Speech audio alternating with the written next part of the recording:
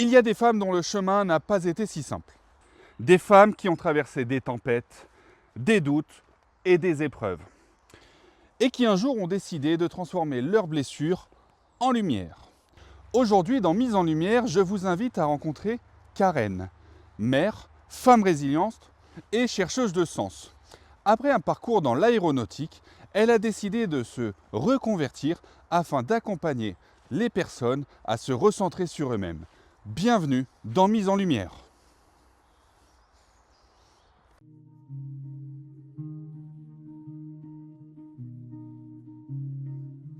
Parce que chaque lumière mérite d'être révélée, chaque âme cachée mérite d'être écoutée.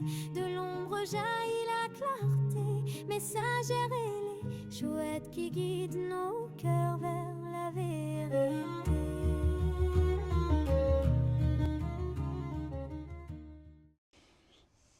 Merci Karen de nous recevoir aujourd'hui dans ta yourte pour cette belle mise en lumière, j'espère qu'il va te plaire. Oui. Comment tu te sens à l'idée de partager ton parcours aujourd'hui avec nous dans cette émission?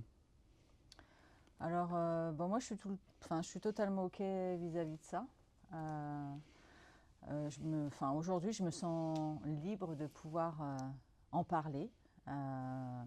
Surtout que parfois, dans mes accompagnements, j'ai tendance à accompagner des personnes qui ont aussi vécu des choses similaires. Et aujourd'hui, je me sens à l'aise et confiante dans le fait de pouvoir les accompagner aussi dans cette direction. Et si tu devais décrire ton énergie du moment, soit par une couleur, une image, ça serait laquelle? Une énergie. Pas de question piège.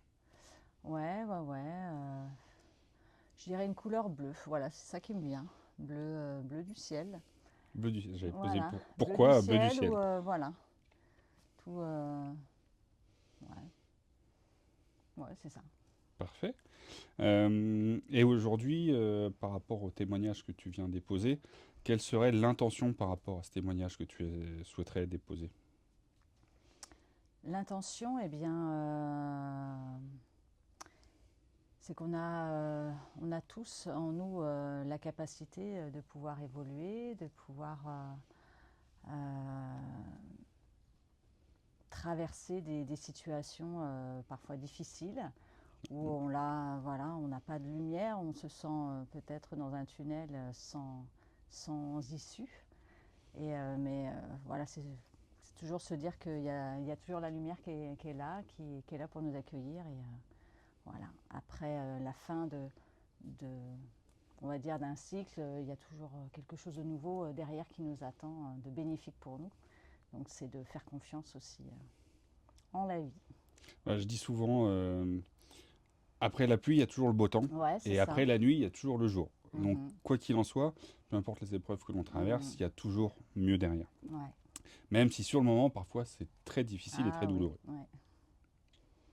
Ton histoire, en tout cas ce que tu m'as transmis comme information, c'est l'histoire d'une femme qui s'est relevée encore et encore. Mm.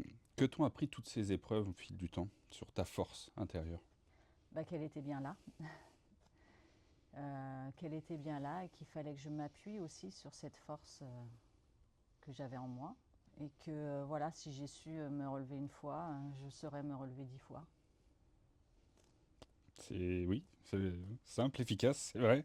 À partir du moment où tu sais que tu peux te relever et que tu peux continuer à marcher, ben, il faut continuer. C'est ça, c'est d'accueillir aussi ces moments, ces moments de down, j'appelle ça, hein, ces moments bas des fois où on se dit oh là là c'est difficile de remonter. Mais c'est de les accepter, de les accueillir, de comprendre pour quelles raisons, je me sens aussi comme ça. C'est toujours petit pas après petit pas. Hein, c'est pas d'un claquement de doigts qu'on remonte la pente, mais c'est de progressivement. Tu découvriras mon parcours et tu verras que Ouais. on a, de toute façon, dans cette spiritualité, on va dire, où on travaille sur soi, on se rend compte que, moi je me rends encore plus compte maintenant aujourd'hui, qui rencontre beaucoup de personnes, Il y a toujours en fait des épreuves qui sont hyper douloureuses. En fait, on relativise par rapport à ce qu'on a vécu et on se dit, en fait, ce qu'on a vécu, il y a bien pire à côté, donc ça va. J'ai de la Oui, chance au final. mm. Malgré des choses qui peuvent être vraiment dramatiques, mais au final, Après, on il y le a- vit tous à des échelles tout à différentes, fait. hein. Il y a des situations où on va se dire, oh, c'est pas grand-chose.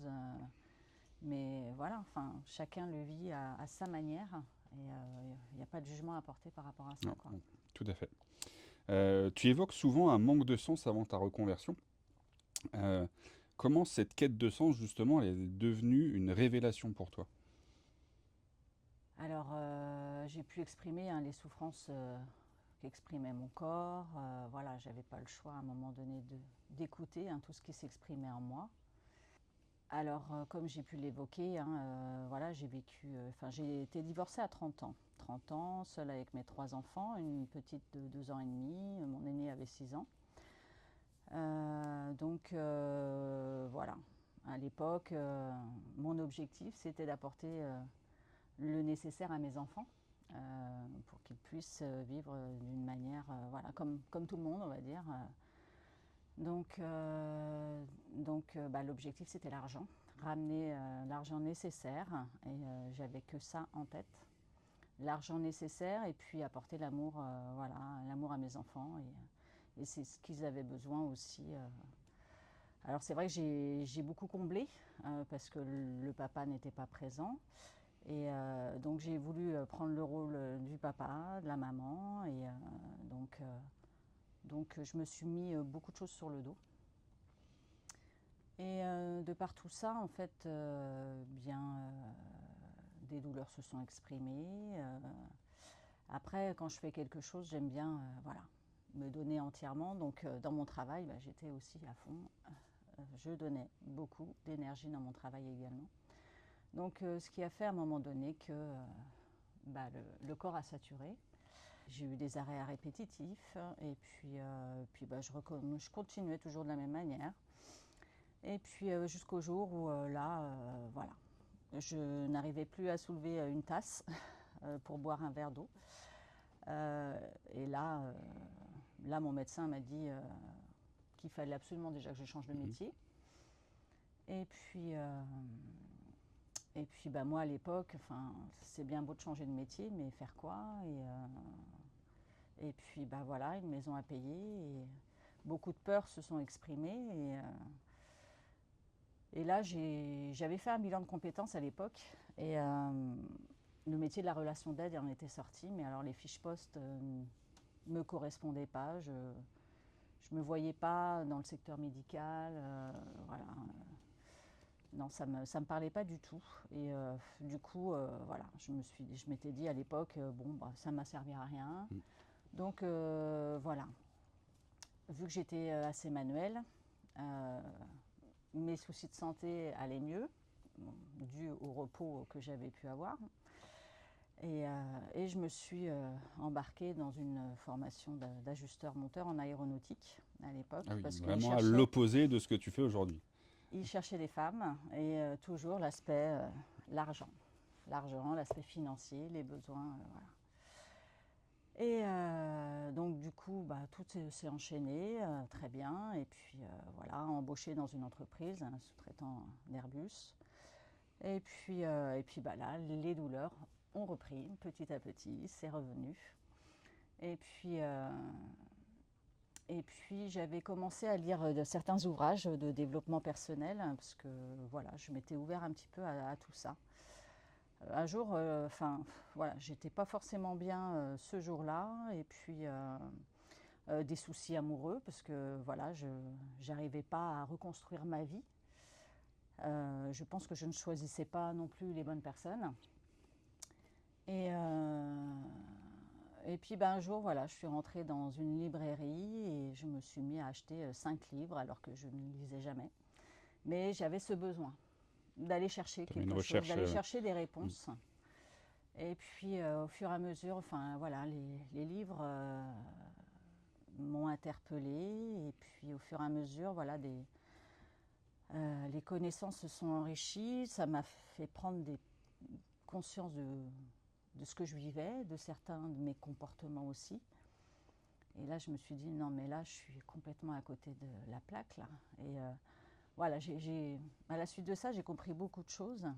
Personnellement, après, j'ai été voir aussi une praticienne hein, qui faisait de l'hypnose. Et puis, j'ai dû faire 3 séances avec elle. Et puis, après, j'ai pas ressenti le besoin de continuer parce que j'avais mes réponses.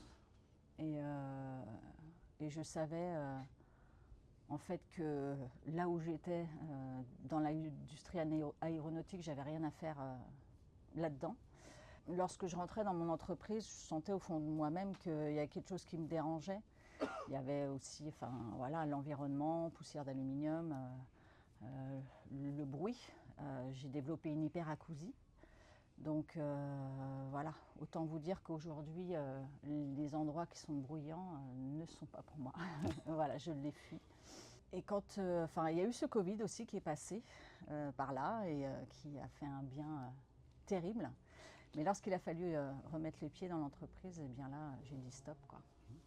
J'ai dit je ne peux pas revenir. Et à l'époque, voilà, ma RH m'a dit attends Karen, il se passe des choses là dans la boîte. Prends pas une décision trop hâtive, quoi. Prends le temps, prends du recul et là déjà j'avais découvert la méditation. Je pratiquais énormément la méditation. Donc voilà, j'avais mis en place des outils pour me ressourcer moi personnellement et puis me permettre de pouvoir avancer aussi d'une manière aussi autonome. Puis voilà, un plan social est tombé dans mon entreprise et puis là, j'ai fait une demande de départ volontaire. Et je savais au fond de moi que j'avais besoin d'accompagner les personnes. En fait, j'ai fait le bilan aussi un petit peu sur mon parcours de vie. Et je me suis aperçue que voilà, j'avais souvent l'envie de rassembler du monde, de faire en sorte que les gens se sentent bien toujours autour de moi. Et même si les personnes ne restaient pas après dans ma vie, en fait, c'est comme si j'étais là pour un moment de leur vie et qu'il fallait que je leur apporte, voilà, peut-être une direction, peut-être un coup de main ou voilà, ou le fait qu'ils se rencontrent. Et Un rond-point au milieu du chemin des gens. ouais, c'est ça. Et pendant cette période Covid aussi, je me suis remis au tarot de Marseille. Et comme il n'y a pas de hasard, en fait, je me suis souvenu que quand j'étais gamine, j'avais demandé à mes parents de m'acheter un jeu de tarot de Marseille. Et en fait, j'étais déjà intéressée par voilà, tout ce qu'il y avait autour de nous, d'invisible aussi. Et puis après, quand l'adolescence est arrivée, j'ai lâché un peu tout ça. Et puis voilà, j'ai fait ma vie de jeune adolescente. Et j'ai eu besoin de me reconnecter à ça, en fait, à ce qui s'exprimait en moi quand j'étais enfant. Et je m'étais racheté un autre jeu de tarot. Et puis là, voilà, je me suis mis à me tirer les cartes. Voilà, à comprendre ce que le tarot aussi avait envie de me dire sur ma vie. Et c'est comme si voilà, j'avais un dialogue aussi avec lui et ça m'a permis d'avoir un œil extérieur aussi sur ma propre vie. Je me suis beaucoup identifiée dans ces lames de tarot à l'ermite. L'ermite c'est un vieil homme qui est seul avec sa lampe torche là, dans le noir. Mais il éclaire son chemin aussi, il éclaire le chemin peut-être des autres. Et aussi à la papesse qui observe beaucoup, qui écoute, qui dit rien, mais qui fonctionne énormément avec son intuition. Et aujourd'hui, en fait, tout ça, je me suis dit, c'est moi.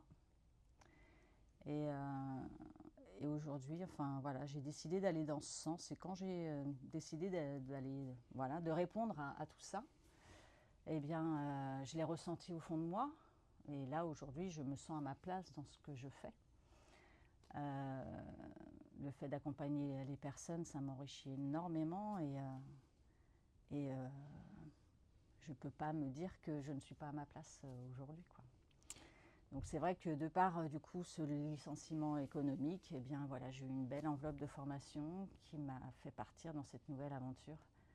Voilà, c'est comme si on m'avait ouvert les portes et on m'avait offert ce cadeau Il pour, n'y a pas de hasard, il n'y a que voilà, des pour synchronicités, me c'est ce dire que bah, tu disais tout à vas-y l'heure. quoi, on te donne tout ce que tu as besoin. Donc voilà, j'ai enchaîné formation de coaching professionnel, formation en hypnose ericksonienne et puis en sophrologie également, et puis PNL, enfin voilà. J'ai fait une formation en relation d'aide aussi. Enfin, j'avais besoin de plusieurs outils et parce qu'il y a certaines formations où les connaissances, on va apprendre juste l'outil, mais pour accompagner clairement les personnes, on a besoin aussi Pratiquer. De pratiquer, mais aussi d'avoir des connaissances sur le développement personnel, sur certains modes de fonctionnement, de savoir les reconnaître et d'où le fait d'avoir été chercher aussi d'autres formations complémentaires pour accompagner au mieux les personnes. Et dans ton parcours, justement, dans ce parcours qui est intéressant et très éclectique, vraiment dans tous les sens, où tu pars de l'aéronautique, après tu pars dans l'accompagnement, c'est vraiment le jour et la nuit, comme on dit. Comment la spiritualité, elle s'est vraiment intégrée, vraiment ta spiritualité à toi, elle s'est intégrée dans ce parcours-là, dans ton quotidien. Tu parlais tout à l'heure de tirage de cartes, tu parlais de méditation, de relaxation. Est-ce que c'était que ces méthodes-là que tu pratiquais ou il y avait d'autres choses que tu allais chercher? Alors je communique beaucoup aussi avec mon inconscient Mhm. qui m'envoie voilà, des images et communique avec moi par des métaphores. Ça a été mon guide aussi dans ce parcours. Après, je me dis que c'est déjà pas mal. Alors à part, oui, poser des intentions, alors ça m'arrive aussi de parler à mes guides, voilà, même si je ne les vois pas. Lorsque j'ai eu là des épreuves même dans mon activité pro, eh bien c'est voilà, de m'envoyer des signes pour me prouver peut-être voilà, si j'étais sur la bonne voie ou s'il fallait que je change de direction. Et ouais, j'ai accueilli ces signes et je suis persuadée de certaines choses, même si je ne le vois pas. J'ai l'impression d'être guidée. Ouais, c'est un peu ça. Ok. Non, non, mais après, c'est ta réponse à toi. Il n'y a pas de question piège, pas de réponse piège, Ouais, aucun problème là-dessus. ouais, c'est ça. Après, même là, parce que ça fait 3 ans et demi que je suis arrivée ici, donc de par une reconstruction de vie, et bien voilà, forcément, quand j'ai compris des choses, quand j'ai fait le travail aussi sur moi, eh bien, les portes se sont ouvertes aussi pour une reconstruction de vie. Et c'est là, enfin, c'est là qu'on se dit, bah, waouh, en fait. Moi qui ai pu ramer pendant des années et de me dire, enfin, je ne comprenais pas pourquoi les relations ne fonctionnaient pas. Alors, soit ça venait de moi, soit ça venait de l'autre. Des fois, quand c'était trop bien, bah, je pense que je fuyais et je sabotais aussi la relation, par peur peut-être d'être abandonnée ou quoi que ce soit. Donc oui, il y a eu beaucoup de mécanismes. Et puis aujourd'hui, je sais que quand on fait partie de ce cheminement, le travail ne s'arrête jamais. Et ça, je le sais. Alors parfois, oui, ça peut être pénible, parce que parfois on dit, oh là là, mais j'aimerais bien avoir une vie des fois beaucoup plus calme et sereine. Et puis on me remet encore quelque chose sur le chemin que je dois travailler, que je dois clôturer. Et c'est ok, je pense que oui, c'est le parcours de mon âme. Je pense que si je suis arrivée là, sur Terre, c'est que je dois faire évoluer quelque chose, faire évoluer mon âme, peut-être, son parcours de vie, qui avait peut-être un sacré travail à faire. Donc, ok, ben voilà, j'accueille chaque étape et puis et je mets tout en place pour justement libérer bah, tout ça, en fait, toutes ces choses voilà, à Et travailler. justement, par rapport à ça, quelle a été ta plus grande transformation dans ton parcours? Depuis que tu as commencé à cheminer, parce que je suis tout à fait d'accord avec toi, le chemin, il est jamais terminé. On apprend Mm. tous les jours et demain, on apprendra encore de nouvelles choses Ouais. jusqu'à la fin. Et encore à la fin, on recommence. Donc, sur ce chemin-là, aujourd'hui, quelle a été ta plus grande transformation intérieure? Euh, alors là, j'ai l'émotion qui est là, qui Alors, vient. aucun problème. Ben, ouais, je pense que c'est d'être devenu enfin moi. Voilà.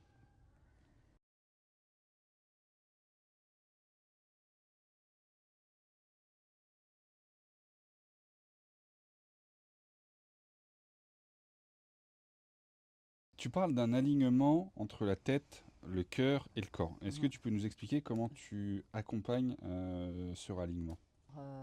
J'ai envie de dire par déjà des exercices de sophrologie. On va allier la respiration, le mouvement du corps, la visualisation et surtout bah, l'intention que l'on souhaite s'apporter euh, dans l'instant. J'amène la connaissance aussi de soi,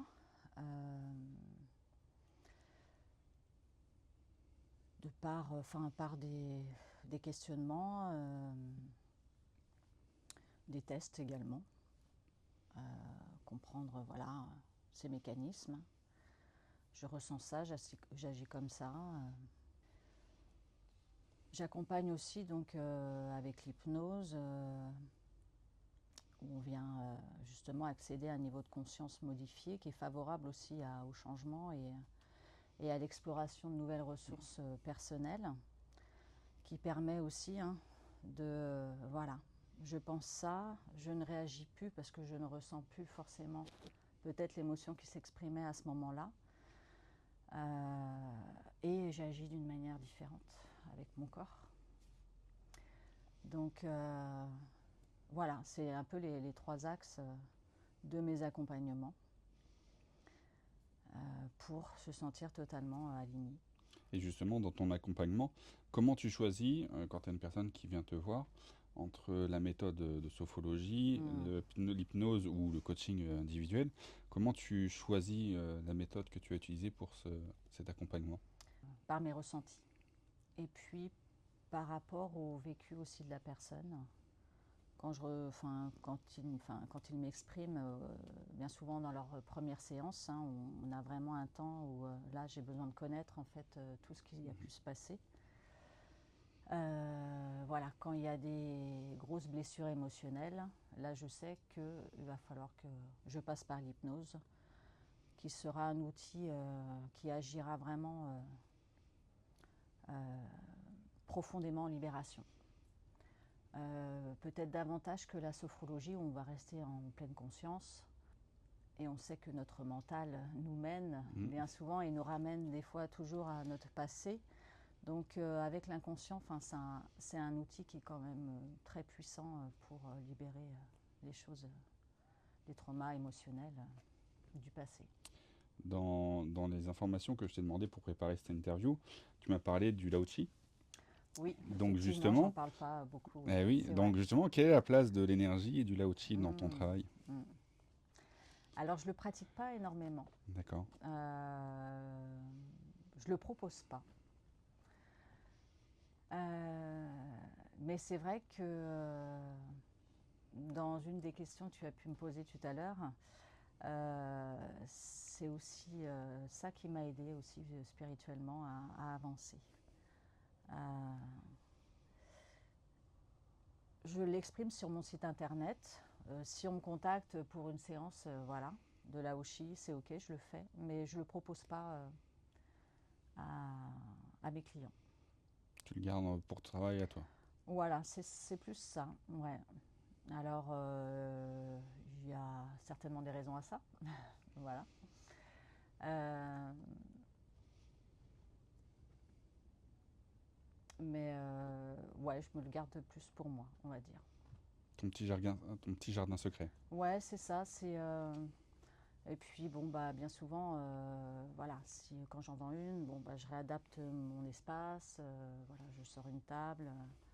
Voilà, puis moi c'est toute une préparation aussi personnelle pour moi en amont. Alors, C'est tu n'as comme ça. pas été assez loin parce que c'est dommage. Tu m'aurais presque coupé la question. Parce que la question suivante, c'était comment tu crées justement ton espace de sécurité, ton cadre de sécurité et de bienveillance lorsque tu accueilles tes clients, enfin tes accompagnants.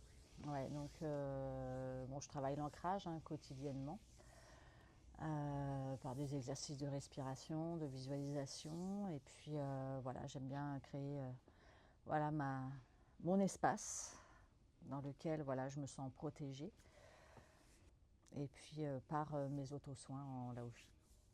Et justement, quelle importance tu donnes à la nature dans ton ancrage et ta pratique? Bah, la nature, elle fait partie de moi, intégrante, hein, d'où le fait que je suis venue aussi habiter ici. Quand j'ai visité ma maison, elle était dans un piteux état, mais tout ça ne m'importait pas en fait. Tout ce que je voyais, c'était mon terrain, en fait, tout l'espace que j'avais. Et puis j'avais déjà dans l'idée d'investir dans ce lieu qui m'appelait déjà depuis un bout de temps, qu'on me renvoyait régulièrement en images et qu'il était temps que, voilà, voilà, que je passe à l'action. Mais pour ça, il a fallu attendre et passer les étapes primaires. Mais, ouais. Tout vient à point à qui sait attendre. Voilà, c'est ça. Je suis lâché prise en attendant. Parfait. Selon toi, aujourd'hui, qu'est-ce que la société aujourd'hui a le plus besoin pour réapprendre sur l'humain? Bah, lâcher les blocs de béton. Et puis voilà, de sortir, respirer déjà, respirer, sentir voilà la brise sur soi, accueillir voilà les senteurs autour de nous, et puis bah, marcher, parce que voilà, hein, le fait de marcher, c'est vraiment réactiver l'énergie aussi du corps, l'organisme. Et puis bah, voilà, de rentrer en contact avec cette nature, avec ses saisons aussi, hein, c'est d'accueillir aussi accueillir le printemps déjà avec voilà,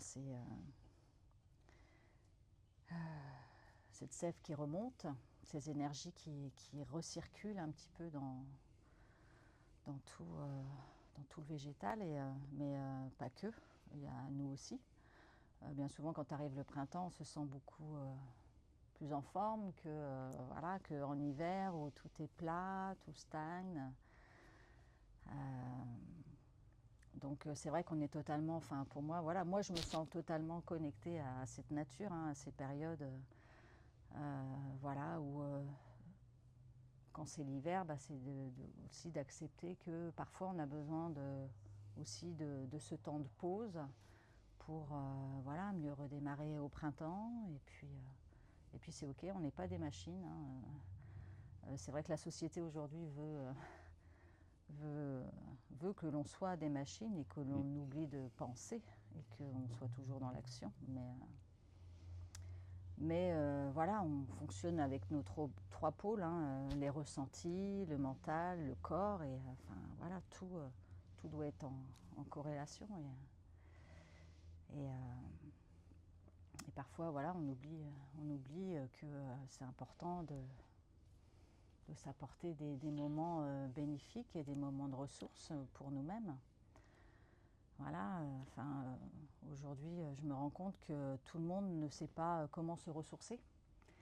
Voilà, quand on vient interroger comment vous vous ressourcez, on a conscience de ce qui nous épuise, mais on ne prend pas conscience de ce qui nous ressource.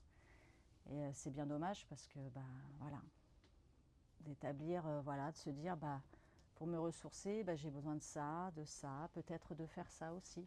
Et quand on a tous ces outils, voilà, quand on ressent le besoin de se ressourcer, on n'a pas à se poser 10 000 questions et puis on y va et on fait ce qui nous fait du bien. C'est ce que j'essaye d'amener moi aux autres, de se dire voilà, qu'est-ce qui vous fait du bien, parce qu'on est tous différents, hein, on agit tous de manière différente. Il y en a qui ont besoin d'être entourés de personnes pour aussi se ressourcer, d'autres qui ont besoin d'être seuls. Il y en a voilà, qui ont besoin d'être en nature, d'autres, je ne sais pas, d'être aussi dans des activités sportives, créatives, peu importe. Chacun, voilà.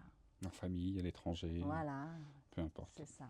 Chacun a son univers à lui. Comme je dis Mm. souvent, on est 7 milliards sur la tête, il y a 7 milliards de Mm. façons de penser différentes. Tu parlais des pensées tout à l'heure. Justement, que signifie pour toi être responsable de ses pensées, de ses actes et de ses émotions? Alors, quand on va avoir par exemple une pensée négative qui vient voilà, nous perturber, si on reste dans ce mode de pensée, ces pensées vont générer des émotions qui vont nous mettre peut-être mal dans l'instant. Et bien souvent, je dis à mes clients, quand on est dans une émotion, c'est d'imaginer qu'on est dans une piscine à vagues, parce que l'émotion, ça bouge, ça nous perturbe. Parfois, ça nous force à agir dans des comportements qui ne sont pas forcément ou qu'on ne voudrait pas, et parfois qu'on même on peut regretter. Eh bien, quand on est dans cette piscine, voilà, à remous, c'est d'en sortir et de s'asseoir au bord de cette piscine, de prendre ce moment de recul là, de se dire, de poser les choses, et puis déjà de prendre conscience, est-ce que ma pensée est juste là dans l'instant? Est-ce que c'est juste une machination de mon esprit? J'aime bien les accords Toltec, je les rejoins beaucoup hein, dans le fait ne faites pas de suppositions. Eh bien, beaucoup de personnes supposent que si, supposent que ça, et se font tout un film intérieur, alors que si on demandait directement à la personne, la personne, ça serait pas du tout la même histoire en fait. J'ai Et eu la même chose, je te raconterai après. Quand j'ai assumé vraiment au grand jour ma spiritualité et le travail sur soi, parce que la spiritualité c'est avant tout un travail sur soi, des gens de ma famille ont tout de suite crié attention, il est entré dans une secte. Bah non, c'est pas le cas. Désolé de vous décevoir. ouais, Donc on en revient à la supposition. Effectivement, ouais. s'ils m'avaient posé la question, je leur expliquais non, c'est du travail personnel, c'est tout. Mm. On se soigne soi-même pour pouvoir aller mieux et pour pouvoir avancer. Mm. Mais bon, c'est pas donné à la portée de tout le monde et on le sait très bien que malheureusement, on ne pourra pas aider des gens qui ne veulent pas être aidés. Bien sûr. Justement, dans le fait d'aider les personnes, quelle qualité essentielle pour un praticien ou un guide, parce que tu parles de guide tout à l'heure, doit-il incarner avant tout? C'est quoi la qualité essentielle? La qualité essentielle déjà c'est l'écoute. C'est d'écouter la personne même dans ses silences. Parce que le silence est important et parfois elle fait émerger aussi, voilà, d'autres choses.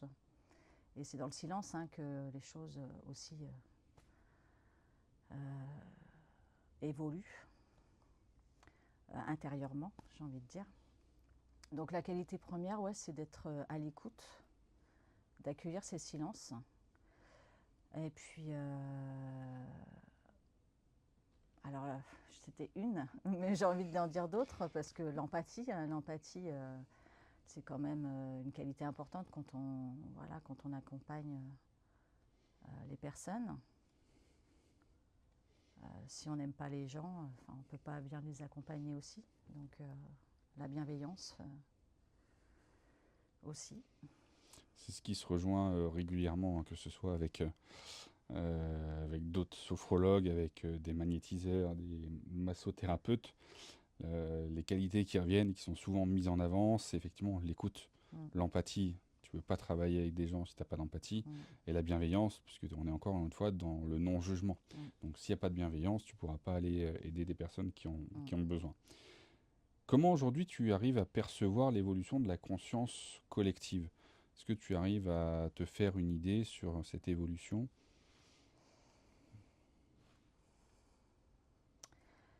Oui, je pense que les choses ont beaucoup bougé. Alors, je fais référence au Covid, hein, mais je Je pense suis que d'accord avec ça a toi. beaucoup ouvert les champs de conscience de beaucoup de personnes. Le chemin est propre à chacun. Donc, voilà.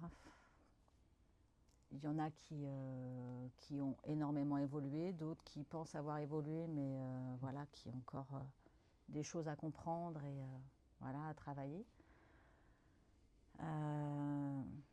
C'est vraiment propre à chacun.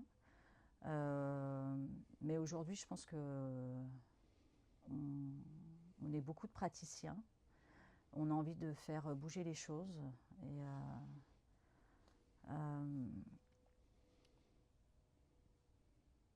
j'ai eu l'impression que parfois j'étais pas seule dans ce cheminement. Et puis en fait, il y a encore des personnes qui sont très loin de tout ça. Et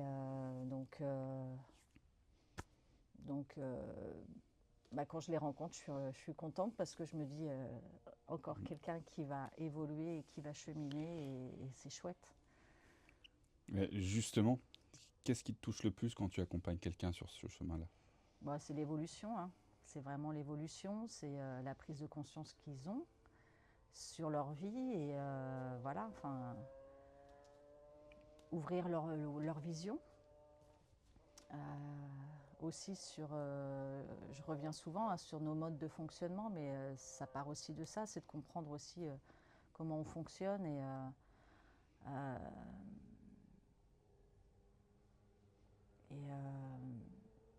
et puis bah, quand les personnes me disent voilà, je pense que, enfin moi déjà je le ressens. Quand j'accueille la personne, je ressens si y a encore besoin de continuer ou pas. Mais j'attends que, avant de moi de le dire, j'attends que la personne bien souvent me le dit et elle me le dit. Donc je suis super heureuse qu'elle me le dise déjà d'elle-même, parce que le but aussi dans l'accompagnement, c'est aussi que la personne reprenne les rênes de sa vie, reprenne son plein pouvoir et qu'elle devienne autonome. Et là, moi, je suis super contente parce que je me suis dit, bah, c'est gagné, on a fait notre boulot, exactement, et on a montré. Alors moi, je dis souvent, je prends cet exemple-là, parce que moi, je suis dans la formation en dehors de cet aspect de travail sur soi. Quand j'accompagne des gens à un examen et qui me rappellent 2, 3 ans plus tard et qui me disent ah, grâce à toi, j'ai réussi à faire ci, j'ai réussi à faire ça. En fait, le job, il a été fait. Et je dis souvent, on se dit, mais en fait, nous, on n'a rien fait. La seule chose qu'on a fait, c'est de montrer le chemin. Le chemin, c'est toi qui l'as emprunté, c'est toi qui as fait ton chemin là-dessus. Nous, on t'a juste montré le chemin, l'exemple, et c'est toi qui as suivi ce chemin. Donc, voilà. Donc, si jamais vous souhaitez effectivement être accompagné par Karen, je mettrai les coordonnées de Karen en description de la vidéo pour que vous puissiez la contacter. Karen, on va finir cette interview par un petit message du cœur. Donc, c'est bientôt fini, on va pouvoir te libérer, tu vas pouvoir souffler. Si tu devais transmettre un message à ceux qui cherchent encore leur place, qu'est-ce que tu leur dirais? Alors de se reconnecter à déjà ce qui leur font du bien.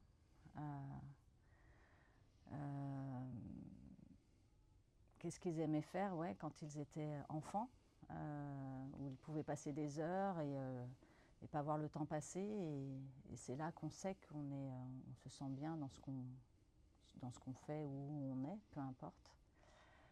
Et puis d'écouter vraiment ce qui vibre à l'intérieur de soi. Qu'est-ce qui nous amène la joie et puis de se faire confiance dans ce pourquoi on est doué, de prendre conscience de ses qualités aussi et pas que de ses défauts. C'est vraiment dans quel domaine je suis bon, parce qu'on est forcément bon dans un domaine ou dans plusieurs mêmes domaines en particulier. Et ça peut être des choses très anodines, mais quand on met le point dessus, eh bien, on peut l'amplifier encore d'une manière différente. Donc voilà, c'est on va dire aussi de mettre ce miroir sur soi là et d'aller observer vraiment tout ce qui s'exprime en nous et d'en tirer vraiment le positif pour continuer cette belle aventure. Encore le retour à soi. Voilà, travaille le sur ça, retour à toujours. soi, c'est ça. Et justement, en parlant de retour à soi, quelle phrase, ou si tu as un mantra, peu importe, résonne le plus aujourd'hui avec ton parcours? Si tu devais aujourd'hui, je ne vais pas dire résumer, parce que c'est trop compliqué de résumer, mais si tu devais effectivement choisir une phrase, un mantra, pour, on va dire, faire visualiser ton parcours. Eh bien, alors ça, c'est pas forcément un mantra, enfin, je sais pas. Après, tout dépend ce qu'on met derrière le mot mantra, mais euh, moi, j'ai envie de dire que, voilà, comme tu as pu exprimer, après la pluie, il y a toujours le beau temps, et bien, après l'obscurité, il y a la lumière, et demain est faite de nouvelles opportunités aussi. Donc, voilà. Même si aujourd'hui est sombre, eh bien demain, la lumière sera de retour. Tout à fait, exactement. C'est ce que je dis souvent aussi. Demain, le soleil se lèvera, quoi qu'il arrive Voilà, aujourd'hui. c'est ça. Et justement, pour finir, et après je te laisserai tranquille et tu pourras souffler, qu'est-ce qui t'émerveille aujourd'hui, tous les jours, dans ton métier et dans la vie? Qu'est-ce qui fait que ça te donne la patate, ça te donne le sourire dès que tu vois ça? Ben, dès que je vois déjà un de mes clients qui repart avec le sourire, eh bien voilà, ça me donne ben, voilà, la patate pour le prochain rendez-vous qui suit derrière. Et puis,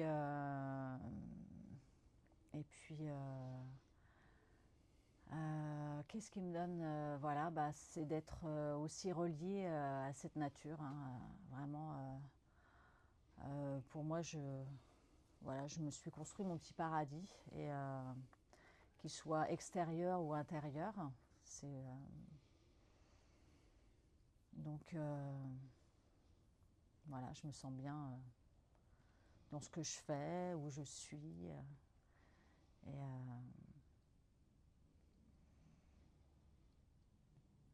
ouais, c'est vraiment ça. C'est ça qui me donne, voilà, la banane tous les jours. Parfait. Bah écoute, encore une fois, on est sur l'accompagnement et effectivement la priorité aux personnes que tu accompagnes. Et c'est tout à ton honneur. Merci Karen pour ta lumière. Un grand merci pour ton accueil. Le message moi, que je retiendrai, c'est que pour toi, nous sommes la personne la plus importante dans notre vie. Ouais, C'est ce qui ressort souvent. ouais. Et tu rappelles aussi que forcément, la lumière qu'on cherche souvent à l'intérieur, elle est souvent en nous. Mm. C'est ce qui ressort souvent. Et moi, c'est ce que je dis souvent, chaque lumière mérite d'être révélée. C'est pour ça que je suis là avec toi aujourd'hui. Je te remercie d'avoir partagé ce moment avec nous. Bah, je te remercie J'espère beaucoup, que toi et ça ton te plaira. équipe, d'être venus. Merci à eux. Ouais. Et puis, si cette rencontre vous a touché, vous n'hésitez pas à commenter, à partager. Vous retrouvez les coordonnées de Karen en description, donc pour pouvoir contacter Karen en cas de besoin et continuer à faire partager et rayonner la lumière autour de soi. À très bientôt pour un nouvel épisode de Mise en Lumière. Merci. Dans le silence de la nuit, une flamme se lève, les étoiles murmurent les secrets de la terre-mère. Un souffle ancien traverse l'obscurité, il éclaire nos pas, il invite à marcher. Parce que chaque lumière mérite d'être révélée, chaque âme cachée mérite d'être écoutée. De l'ombre jaillit la clarté, messagère ailée, chouette qui guide. M'autoriser à vraiment à être moi, pour moi.